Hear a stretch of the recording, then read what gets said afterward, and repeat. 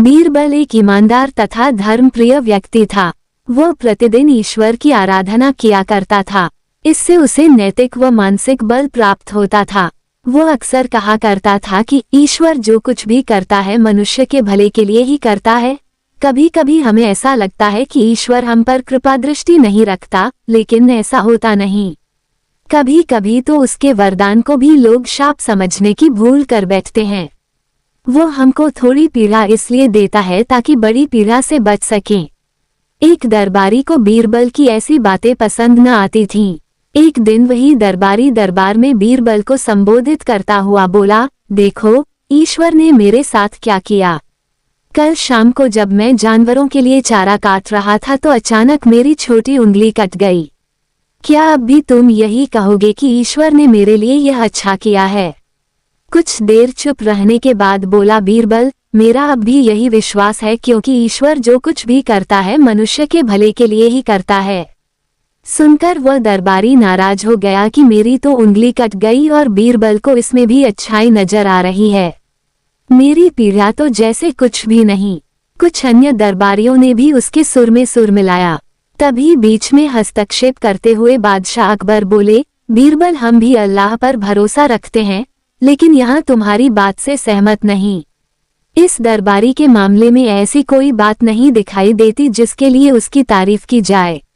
बीरबल मुस्कराता हुआ बोला, ठीक है जहांपनाह, समय ही बताएगा। अब 3 महीने बीत चुके थे। वह दरबारी जिसकी उंगली कट गई थी घने जंगल में शिकार खेलने निकला हुआ था। एक हिरन का पीछा करते वह भटककर आदिवासियों के हाथों में जा पड़ा। वे आदिवासी अपने देवता को प्रसन्न करने के लिए मानव बलि में विश्वास रखते थे। अतः वे उस दरबारी को पकड़कर मंदिर में ले गए बलि चढ़ाने के लिए। लेकिन जब पुजारी ने उसके शरीर का निरीक्षण किया तो हाथ की एक उंगली कम पाई। नहीं, इस आदमी की बलि नहीं दी जा सकती। मंदिर का पुजारी बोला, यदि 9 उंगलियों वाले इस आदमी को बलि चढ़ा दिया गया तो हमारे देवता बजाय प्रसन्न होने के क्रोधित हो जाएंगे। अधूरी बलि उन्हें पसंद नहीं। हमें महामारियों, बाढ़ या सूखे का प्रकोप झेलना पड़ सकता है, इसलिए इसे छोड़ देना ही ठीक होगा। और उस दरबारी को मुक्त कर दिया गया। अगले दिन वह दरबारी दरबार में बीरबल के पास आकर रोने लगा। तभी बादशाह भी दरबार में आ पहुंचे और उस दरबारी को बीरबल के सामने रोता देखकर हैरान रह गए। तुम्हें क्या हुआ, रो क्यों रहे हो? अकबर ने सवाल किया। जवाब में उस दरबारी ने अपनी आपबीती विस्तार से कह सुनाई।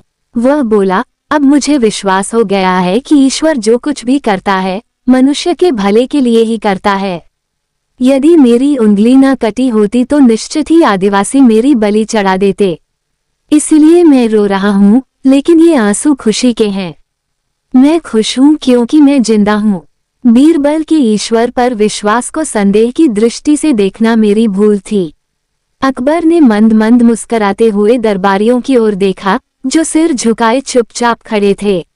अकबर को गर्व महसूस हो रहा था कि बीरबल जैसा बुद्धिमान उसके दरबारियों में से एक है।